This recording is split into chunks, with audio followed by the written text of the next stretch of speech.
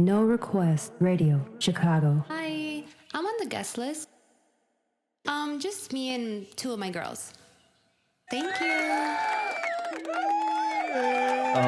Oh yeah. Oh man, we are so back. Great weather, baby. Oh, it's beautiful Yeah. outside. Thank you, ladies and gentlemen. Welcome back to another episode of the Guest Listed Podcast. I'm Dave. And I'm Quinn. And here we have Sam Straub, the one and only, the man we've been trying to get down for a while now, Mr. We've been SC13 hunting himself. Sam, thank you for hopping on, man. Yeah, of course, guys. Thank you for having me. Dude. Super stoked for this. Yeah, this is, first of all, I just want to say we're also outside at your beautiful place, man. Thanks for inviting All us. credit to my family, my parents. I unfortunately don't live here full time, but awesome pad. Hey, Great spot to do this. dude, this is the spot to do this. And, we're going to definitely get into it. We got a lot of questions about, industry. I mean, you've been one of the big players in the nightlife for I don't know how many years, man. If you want to even I just want to hear the little bit of the backstory of like SC13. Like, how did you get started? Because I think we've known each other for what, maybe about a year, 2 years or something like that. I know through a lot of like mutual friends, right? Yeah. Jake, Shore, to name a few. So S3 is my business. And in terms of hospitality, it really kind of came in a weird time. So I'm originally from Iowa. I was born here, raised there, went to school down in Southern Illinois, played football there, played professionally a little bit after school. So when I was done, I went straight into corporate, was doing that for about a year and a half and really didn't know what I wanted to do and was really attracted to the energy that the hospitality and entertainment industry provided. So my first gig in the hospitality industry was with Tao. I was a VIP host there. I did that for 6 months. I worked with Hi-Fi Social for a little bit after that, and then for about 2 years now, I've been independent completely. It's been about a year, actually, as of this week, that my business S3 has been official and live. Hell yeah. Yeah. Grassroots, baby. yeah, and actually that's my mistake. I think it was saying SC. I'm sorry. It is S3. Yes, Yeah, S3. Yes. Yeah, sorry It's about that. It's called the Yes. S3 effect. Everybody abbreviates it to S3. But yeah, we've been live for about a year now. I've got a team of I think 5 or 6 now that are working with me. I was solo up until just a little bit ago, and we've really grown since we hit 2024. But yeah, it's been exciting. It's been an interesting journey. Dude, it's been crazy for you, man. I mean, I honestly, like I said, now that I remember, we met at I believe it was Tao. Mm-hmm. Yeah, and so you started with Tao, and you were running this, and so how did you like get into the market with Tao? Like, did they reach out to you? Like, how did that whole thing unfold? So when I was originally a client there, meaning like I would come in as just a normal person off the street. Never like when I moved to Chicago, I'd never been to the club before. So my first experience going out was when I moved here in 2019, and I was just like anybody else walking down the street trying to enjoy their weekend. And I think the first 4 or 5 times that I went in there, I would meet the staff, and I'm always very intentional, or I was very intentional when I would go out to, hey, like who's the person I need to connect with here to make my access easier for the next time I'm in here. So I kind of took that approach, and I would be getting tables. I'd be out with friends that were getting tables, and it kind of just snowballed into a point where I was jobless at the time. So I'd reached out to my good friend Phil, who is still working with them, and I was like, hey, like I'm looking for a job. They had VIP host jobs open. So I worked at Tao as a VIP host in the nightclub every weekend for like 6 months, and that was my in there. And when we parted ways, it was nothing, no sour Personal taste or anything? Yeah, no, Yeah. it was just time for me to move on, and Yep. I had kept that relationship and was good friends with everybody who'd worked there and all of the people who were at the guys. higher up through my time as an independent. And when I started my own business, that was one of the first calls that I'd made to try and do something that was more or less my own. So yeah, it's all just about being able to meet people, being able to keep those relationships. And if you have a plan to do something independently, those are always going to come back and be a bridge that you don't want to burn. Oh yeah. So I've always kind of kept that approach with the way that I've gone about the industry and trying to just keep those relationships alive as long as you can and not make any bridges burn. I mean, Sam, you're doing a great job. I just want to say, man, and this even fell into something else I was going to say about like giving some advice to like, a lot of these people in this industry who are, trying to get started, getting out in there. A lot of people trying to throw shows. And I think you spoke on like a really good topic that is sometimes overlooked, in my opinion, is not burning bridges, being able to show out, and allowing that snowball effect, to continue, So I think, touching on that was amazing because you mentioned Phil. Is it the same Phil that's at Prism now, too? No. Different Phil. Different Phil. Okay. Phil from Prism is marketing, and Phil over at Tao is director of guest development, I believe. Gotcha. Yeah. Okay. All right. Yeah. I didn't know if there was like a correlation there. So now, transitioning though, you're with Prism then, right? Like you're doing a lot of stuff over there with them. So yeah, all of my relationships are they're independent, if that makes sense. Like I would say it's more or less contracted out by venues where they're non-exclusive to like where I can work with other venues. So with Prism, I do specific things like help them with booking talent, overseeing in-house promo team, and then being a creative consult almost to their Saturday evenings. Nice. So yeah, like that relationship, I work with them on certain things, and then all the other venues that we work with are very, very similar. Nice. Yeah. So you got an eye for talent, and I know you do, man. I'm surprised you never actually DJ'd. Like, have you ever picked up the decks? Unless this is like you're gonna tell us like coming soon or- no. Honestly, it's funny you say that. I really don't know much about music. Really? And when I got into the industry, I didn't know anything. Like, if you were to ask me the difference between house music, EDM, bass house, minimal tech, all that stuff, I would have had no idea up to 18 months ago. So all of this is a learning curve. But I think rather than knowing, what is good talent, it's reading energy and reading how you present yourself to a crowd. How are you interacting with, staff and venue and stuff like that. And anybody can come into a room and be a really good DJ, but you got to have it, and you got to be able to be somebody who stands up there and demands and commands a room. And I think that rather than knowing like what's good in music and what's not, it's more around, hey, like this guy's got awesome energy, he's doing a nice job, because everybody's trying to, up their game, and everybody's trying to chase their passion. But what separates yourself from one person to the next? Somebody might be a really good producer, and somebody might be a really good DJ, but if they don't have like that thing that's putting themselves out there to attract the crowd, and then it's tough. the experience. It's the experience, yeah. Dude, it's a full. I mean, yeah, it's like I think of it as a performance, right? Like, most times the people that you see that are like the top level artists, there's more going on than just production, DJing, and that sort of thing, right? Like you said, they can control a crowd, they can demand an audience, right? Like they kind of like have those, I guess you'd say, it factors. So Throw cake at people. Stuff like that. yeah, pretty much, man. Yeah, it's what's going to just make you different from everybody else. Everybody's a DJ nowadays. So like what's going to make you different Except you, though. Except for me. Yeah. Yeah, except for me.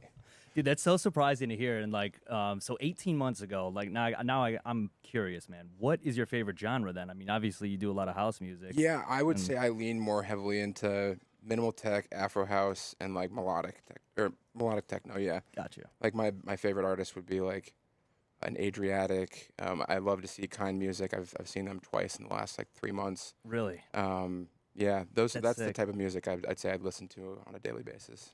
Dude, that's awesome to hear, man. It's like the birth of like, coming from. What did you listen to before electronic music? I honestly, the first time I ever even knew what electronic music was Lollapalooza 2019. First time I'd ever been to a festival, and heard Griffin. And they're so off, or he's so off base on like what I actually listen to now.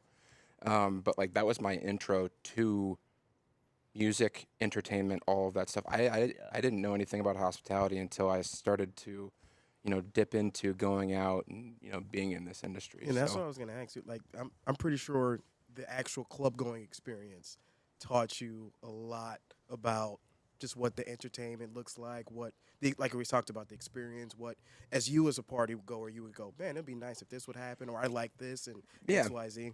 Absolutely. I mean, I think once you start to be in a position where you're in a creative outlet, where you're curating events and stuff like that, you always walk into the room and you're like, okay, I would rather do this. I would position this here. I would have, more workers here. I'd have, this stage set up differently. So like, yeah, when I knew that I wanted to go independent and started to do like the more event production stuff, when I would go out, it was more intentional around, okay, like if I'm going to go out, I'm going to pick a venue. I'm going to almost approach it as, hey, I want to do something here 4 months down the line or 2 months down the line or a month down the line, whatever it may be. And I'm going to just completely look at the layout, try and figure out how I would do whatever I might be creating for that venue. in a night out. Yeah. So you can almost get 2 in 1. You're working Hey, man. and you're having a good time, You're which is selling me. If I own a venue, you're hired, bro. it's a fine line to walk though, the work and play aspect Yeah, of the business. So Oh, don't I know? yeah. Hey, that's preaching to the choir Yeah, there, man. my lord gets me. But yeah, I mean, honestly, let me ask you this then, as far as like, being independent and kind of like just navigating this, through your vision essentially, are the venues like in this industry, without naming names, like, can they be doing more for you? Like, how does like that interaction work? Like when you're going up to a venue, is it like when you're, hey, I want to work here, is it because of the notoriety of the venue? Is it the staff? Like, what makes you be like, okay, like this is where I can throw a show. This is something that I want to get my hands into. I think credibility and reputation say a lot. I think that there's certain standards that a venue has to meet in terms of like, okay, I'm not going to go to a venue that doesn't fit who I am and my vibe and what I do on a daily basis and like the way I present myself. If that's not in line with the way that I roll, then I probably won't approach that. And that's something that you can figure out in a second. You know what I mean? Like that's no different than you and me having a conversation and meeting for the first time and just reading somebody like a book and being like, okay, I know that I can be successful here with this person, with this venue, whatever it may be. Yeah. So I mean, can they be doing anything more? I wouldn't say that. My relationships have been good here in the city, and I have nothing poor to say about the venues that I've worked with, which is pretty much every single one across the line. So yeah, no, the answer is nothing more. We have good relationships, and I mean, hospitality is hospitality. So people who are in it, they better be ready for like the communication lapses or whatever it may be. Like hospitality is different than walking into an office and working 9 to 5. So. Oh, yeah. Yeah, I mean, I guess if you're not ready for that, then you're not in the right industry. But I think that's the only thing, and I see a lot of crossover from people who aren't in the industry, and then they want to get involved in the industry, and it's a learning curve, right? Like you're not going to understand how these relationships work, or when the right time to contact somebody is, or not to freak out if somebody's not replying. Yep. That's just a part of being in it.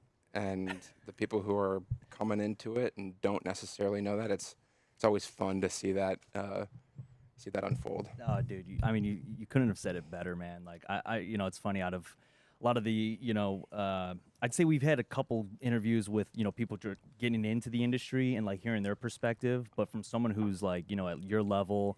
And I mean, you've only been doing it, like you said, like 18 months, or like, 2019 was the last time you said that you got started with this? When I officially got started, it was like, I think 2021. So I'm that person who came off the street and like didn't know what they were doing. Yep. Like that, like when I got into the industry, it was like I was the guy who was trying to figure out how to get into the club without paying cover.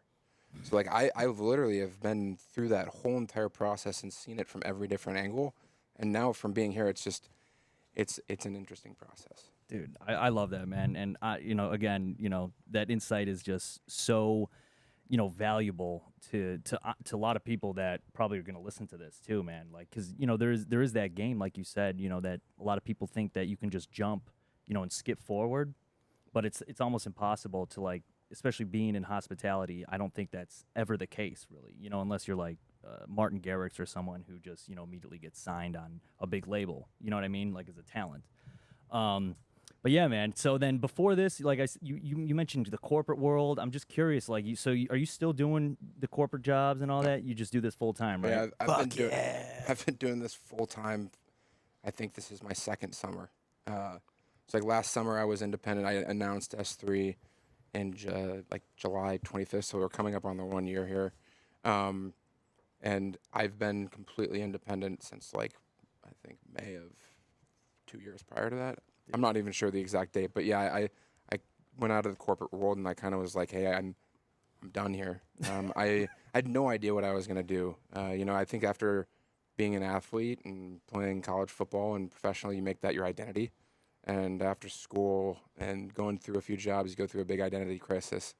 And finding hospitality and finding the energy and the people that you're around, it was big because it was something to latch on to, and it was like, oh, hey, this is really cool. I could do this, and it creates a creative outlet as well, which for me is one of the most enjoyable parts, is being able to have like creative freedom towards something without, like being able to have to go somewhere to do something, and I get to create my own schedule. Yeah. Oh And yeah. have full autonomy. So, it's been fun. Dude, and you actually led into like the next thing I was gonna ask, because I know you played football. How what happened after? Like, did you get injured? Like, what was the whole story behind like going through that? Because you're a big dude, man. You are a big guy, dude. And Yeah. You do look like you belong. We knew something was going on. I wish I could still strap it up. I feel like I could. I'll knock some money in right now. I mean, shit. No, so after school, I went through the whole draft process, did a pro day. On draft weekend, the Bills called me. I went to camp with them. I was there for a weekend and got cut. I was moving my sister back from school, and I got a call from a team over in Berlin, Germany, the Potsdam Royals, and they wanted me to come out and play. So I literally flew to Germany within the next 48 hours. Had no clue what I was getting myself into. It was an incredible experience. So I was out there for the summer, and during a game, I got knocked out, and I'd had more than a couple of concussions at that point. And when I realized that was what was going on, I was being overseas away from home and having something happen to you. Like, I didn't want to come back here with a torn ACL or something like that. And at that point, I was kind of just like, you know what, this is it. I don't want to jeopardize my future following football, which at the time I had no idea what that even would have been. Yeah. I kind of called it, and then right after that happened, I didn't really get a chance to try and get back into it because I had a freak stomach surgery right when I got back, and No shit. we had the COVID pandemic thing happened like within the next 4 months. So everything shifted right after I stopped playing football, and I don't even think that my thought process towards playing again came back until maybe like the last year, which it's not going to happen. But as much as I'd love to, it just kind of happened. You got to move on from things at times.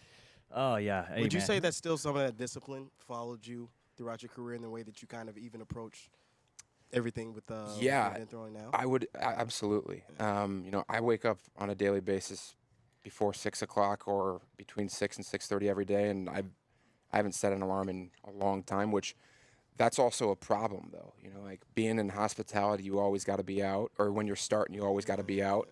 So for me, a big thing has been trying to be able to stay healthy, because my body clock will, like, if I have work, say I'm at Prism on a Saturday night until 4 in the morning, no drinks, no nothing, I'm still waking up at 7 o'clock. Like, so that has been a tough adjustment to make. But at the same time, it's nice because during the week, it's like Monday by noon, I'm a little bit like still feeling the weekend of, even if I'm no drinking, nothing. But then the rest of the week, I'm back on schedule, getting to bed at 9 o'clock, waking up at like 5:30, 6. Dude, awesome. I mean, I was gonna say, yeah, dude. Kudos to you, and kudos to you for knowing when to quit, man. I keep going back to basketball, dude. Yeah. I mean, don't get me wrong. If we were to go play 5-on-5 right now, I'd absolutely love to. Yes. But, all right. See, yeah, that's my mentality too, man. But I don't know. We can say that for another day. I might. My age, man. Tear my shit up. Dude. I'll be done. Second play for me, man. I made a cut, and then boom, that bitch cut again. Second time I tore it too. So it happens. dude, yeah. But no, you mentioned going out and like being in that hospitality, and like another thing is like drinking and like getting your body like into a different schedule, right? And you've said you've adapted. Like, is it, as time has gone on, do you think that there's ever going to be a change for you in that aspect, or is it just going to be something that's like a never-ending kind of like new schedule almost? You know what I mean? Yeah. To say that I've adapted to it is, I definitely have not. Yeah. Like this weekend, for example, we have an event tonight at Blind Barber. Tomorrow, a pop-up yacht party during the day, event at night, event all day Saturday. So like over the next 4 days, it'll be a rough sleep schedule, and that I will not feel well next week. But there is a time limit to how long that this will last.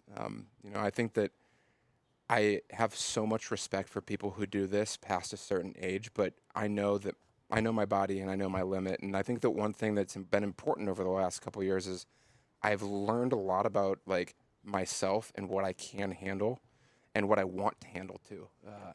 I think I don't want to stay out late anymore. Yeah. Like I'm like Wow, I know. I like to feel good and I like to I like to have my body feeling good. So I've made a lot of changes in the last 12 months in my routine, my habits. Like I don't drink much anymore when I go out. When I do, it's like for a bigger occasion or an event that I'm really looking forward to or something like that. I've been making moves to exit my way from doing this full time because I know that the sustainability around being out until 5, 6 in the morning for the way that I operate is not realistic. Other people. Oh yeah, no, absolutely. There's some but true animals. if I'm waking up at 6 a.m. after going to bed at like 4 a.m., there's a problem there, and that's not changing. So I feel like absolute butt the next day, dude. Yeah, no, I hear you, man. I enjoy the sleep too, and honestly, I treasure those times as like I just want to. It's more like a reflection on getting. For me personally, I get back into the studio, man, and I'll just start working. I prefer to just do work, and making music or content and all that, rather than going out. Love to play the shows, love all that, but yeah, 100%. Growing up, I'm just like, if I'm not playing a show, I'm almost like, damn, what can I be doing to keep my body healthy? Yeah, I think there's a big movement for that right now too. I think if you look at hospitality and as a whole across the world, if you look at it before COVID and even to a couple years ago, I think that it's changed quite a bit, and that right now there's a huge trend for the running clubs, the fitness clubs, like the carnivore diet stuff. Like you see it all over the internet, and people. It's tougher to get people to go out nowadays. Oh, and it's even more tough too when you're not doing it yourself. Oh, yeah. So I found that a little bit challenging, and a trend recently. So Yeah, I mean, is that because of like, is it the new generation, Gen Z? And I mean, I looked at some statistics with like, going out from like, when we were in college and, pre-COVID and all that. And I mean, it was like, through the roof. Everyone was going out, man. I remember, I don't know if you remember or if you were here around when the mid was a thing. Nope. No. 29, like anything I don't know when prior the to mid- 2019, I'd never even heard of anything here. I think the mid was the mid open in 2019? Closed in 2019. No, Oh, I think 2017? this is 2017 Okay. because we're doing our 8-year anniversary at Prism on Saturday, next Saturday, the 27th. So Okay, yeah. So yeah, my mistake. Yeah, I was gonna say like, I don't know if it's the new generation. I mean, because obviously, you're looking at talent and like seeing these kids and the younger group, and like you said, I don't know if a lot of them go out anymore. And how do you get them to like be enticed to go out? Is that something that's challenging? Do you see those statistics? Like, do you have those even numbered? Like, I mean, not statistically. I think, look, everybody goes out. It's about when they do and what they actually go out to. So like, people are still going out. It's just maybe they're not going out to nightclubs as much. So I think it's when you look at it as somebody who's trying to essentially influence people to come out to things that you're either a part of or putting on, you try and keep it fresh, keep it different, and you look at what people are really enjoying. So I think like the whole doing stuff during the day is very, very successful, and it's always kind of been that way. But I think it's gearing towards more success because people like we just talked about. People are trending away from trying to be out until 6 in the morning, trying to be up really late in the nightclub. You can go out during the day, have a really good time for 5 to 6 hours from like 2 to 8 p.m. and then go to bed, go home. True. So I think to circle back, it's just keeping it different. Always trying to find a different venue and a different experience that you can provide for people. I think that's the best way to put it. Dude, we got to get you on like a billboard or like a poster, man. I swear to God, you have some of the best quotes, dude. And I'm gonna watch this back, and we're gonna have to put that in like the thumbnail or something, dude. Like honestly, some of the best quotes. Thank you. But so then you're talking about like what's the next move then? Do you think do you have a plan after? I have a plan. Yeah. I'm gonna keep it to myself. Oh, okay. You don't want to spill it? So I'll keep what I'm doing to myself, but Give us a little hint. I am moving. Yeah, I'm moving to Florida. Shout out to Florida. Yeah, within the next like 8 weeks. So it's coming soon, shit. and nobody knows about it yet. We're the And first to I know. think like that's just a part of it. Like around here, everybody knows everybody. Yeah. Everybody knows everybody's business. And I think there's something to be said about doing things in silence. And, I think there's so many people who say so many things and never end up doing them. And I've been guilty of that. I've said so many things and I've maybe not followed through, but not succeeded with them. And I think that there's something to be said about doing something without nobody knowing. And then when you do it, people are like, okay, wow, like that's actually legit. So yeah, that's kind of been my mindset towards my next move. And I'm super stoked for it. I'm not first of all, I'm not leaving hospitality. S3 is not going anywhere. I've got a team and partners here that will continue everything that's going on here. And when I go down to Florida, I've got guys that I know down there that I'm already in contact with about doing stuff down there. So, Hell yeah. the last couple of years have been just an opportunity for me to build something that I enjoy. Like everybody. When everybody asks, like, oh, do you have a 9 to 5? Like, do you do anything else? I'm like, no, this is actually like all I do. So, I'm finally in a position with the business where I get an opportunity to actually go do something else and focus a little bit of time somewhere else. So, I'm going to do that and still have the opportunity to have a really solid team and really good partners here to keep things alive and moving in the right direction. Dude, that's awesome, man. And Florida, I love Florida, by the way. I just want to put that out there on the record because the reason I'm saying this is because I feel like Florida gets a bad rep for a lot of things. I don't know. If Florida gets a bad rep, what do we consider Illinois? I mean, somebody told me, they're like, Florida's going to be underwater in like 20. I'm like, no, dude. Like, do you think it's going to be underwater? I don't know. We're all dying at some point here, so. And he gonna be out there in 8 weeks. It's gonna be that when he get there. If I'm worried about it being underwater, we got a lot of other issues. I look at it. I'm gonna make my bread before it do. That's exactly what I'm saying, man. I've considered Florida, dude, for like the longest. I don't know what part of Florida you're looking at. Miami. Fort Lauderdale. Yeah, Miami would be great. I'm trying to get away from being in that, like inside of that, and it's just right on the outside where it's close enough to where I need to be. Fort Lauderdale is my favorite. I used to train down there every off season during college, so I'm very familiar with the area. Yeah. It's funny. I've never thought I would leave Chicago, but I'm very excited for something new, honestly. Dude, we're excited for you, man, and obviously we definitely want to stay in contact with you because I'm not going anywhere. That's why it's kind of why I've kept it to myself, is because with the business aspect, I don't want people to think that I'm just abandoning it and then all of a sudden the ship sinks. Yeah. So I'll still be back here very, very often. Obviously we're sitting in my parents' beautiful home, and I live with my sister down the street. So my family's here, and I'm a big family guy, and I want to be as close as I can to them. So I'll be here all the time. That's good. Your sister, she's currently in Chicago. Like, did your whole family, like, so wait, I know you're from Iowa, but they all lived here? Yeah, so born here. Born here. Moved to Iowa when I was 2 years old with my sister that I live with now. Okay. Another sister came into play in 2003. She's out in Hawaii at school right now, finishing her senior year. Nice. Me and my sister live here. We moved back here in 2017 as a family. Sweet. Okay. And my parents live here. They just moved out west to Montana. Nice. I mean, move is a soft term. They're there and here and everywhere. So. I mean, yeah. Shifting some pieces around, that's all. Hey, man. Retirement, right? Change is consistent, you know? Yeah, dude. So, I don't like being in the same place for too long. Maybe, well, physically, I'm all right. But like your hustle, move-wise, expansion, especially I would imagine you kind of look at what you've accomplished here and go, not that there's not anywhere else to go as far as the ceiling is, but it goes, all right, like my job here is done. And then you kind of fly away, to Florida. Yeah, it's good to stay fresh with not only just where you're at, but with people and meeting new people. And I've built so many good relationships and have so many really close friends here that I didn't know before I came here, that I consider family now. And it's not to say that I won't be doing that elsewhere, but I think it's just the next move.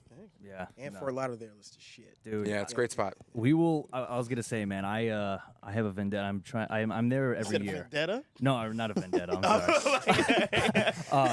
sorry. It was more like a mission. That's what I meant. I was gonna move there too, because like every year I would go out there. There was actually this day club that I had the opportunity of playing twice. Day Air. I'm familiar. Dude, one of the most ever since I was there, experienced that, and was like, this is the home, man. I don't want to be in Chicago, dude. Like, South Florida's a great spot, and Chicago is too. I have nothing. I agree. Yeah, Chicago. I love Chicago, and I also hate Chicago. There's a very fine line that you walk here. I think a lot of people who live here can say that. But no, the city's great, but I think that there's also a lot of other stuff that's really good going on in other places, and I want to tap into that. Yeah, 100%, man. So then I actually had one other question for you here about, some of the artists. So who's just out of curiosity, who's the biggest artist that you've booked? I think Jake Shore, realistically speaking. Yeah. Yeah, I think so.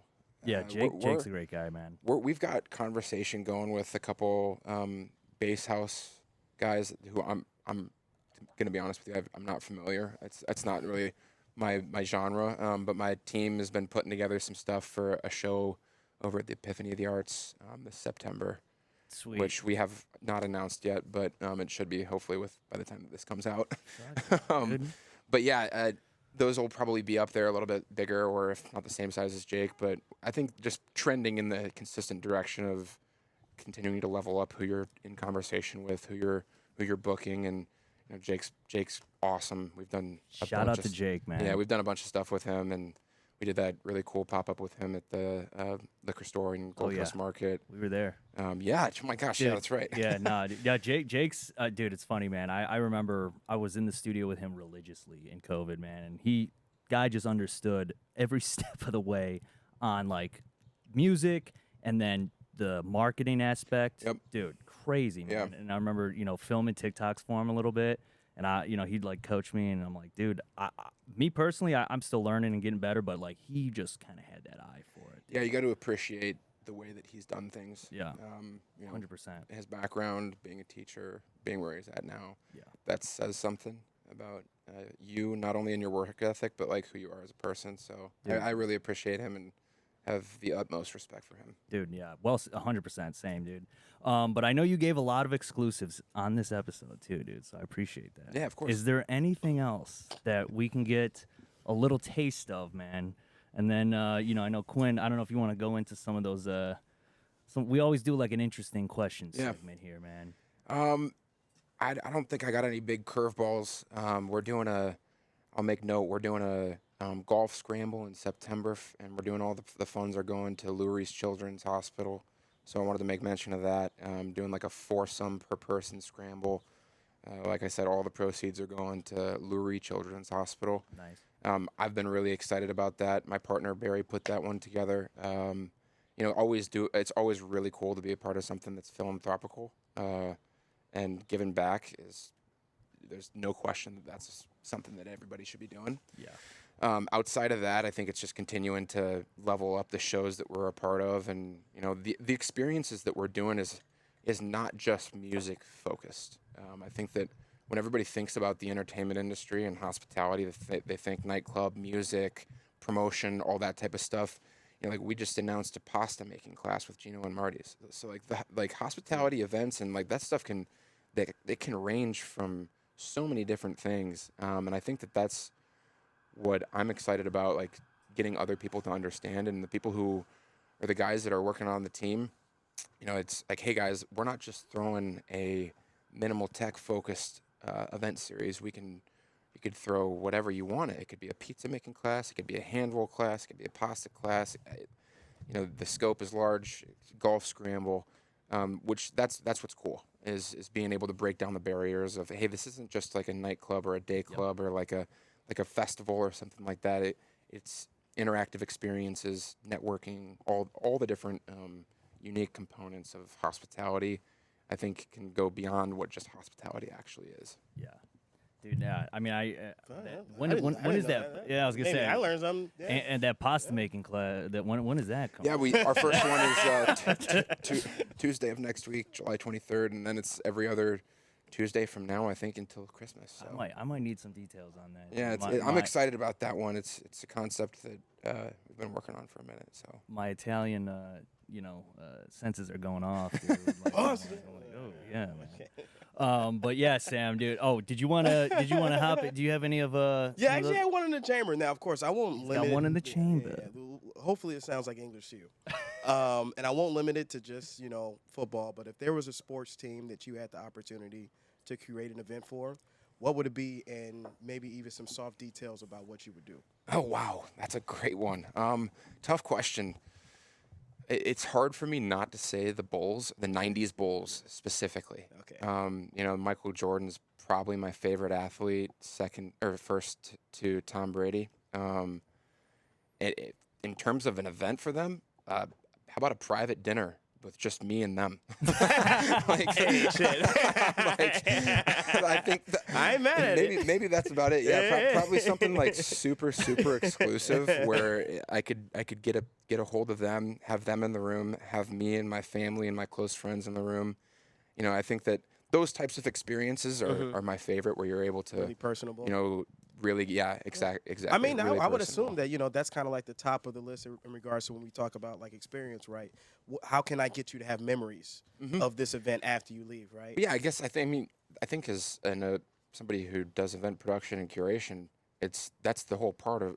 You look at hospitality in whole, and it's like, what am I promoting? Am I promoting just going out and getting drunk and getting high and stuff like that? No, that can't be your basis, because if it is, then you're really just feeding really bad shit. Yeah. So you have to take the angle of like, what am I going to do to leave a memory that this person's going to remember, that is going to be forever, one, and two, want them to come back and be a part of what I'm doing for the next time as well. Yeah, that's good. Oh. Yeah. Oh yeah, we got one more question. We got a caller phoning in here. one more. All right, Sam. I just got one more question for you here, man. As an industry, what do you think we can do better for, the hospitality industry, just nightlife as a whole? What do you think that Chicago can do better?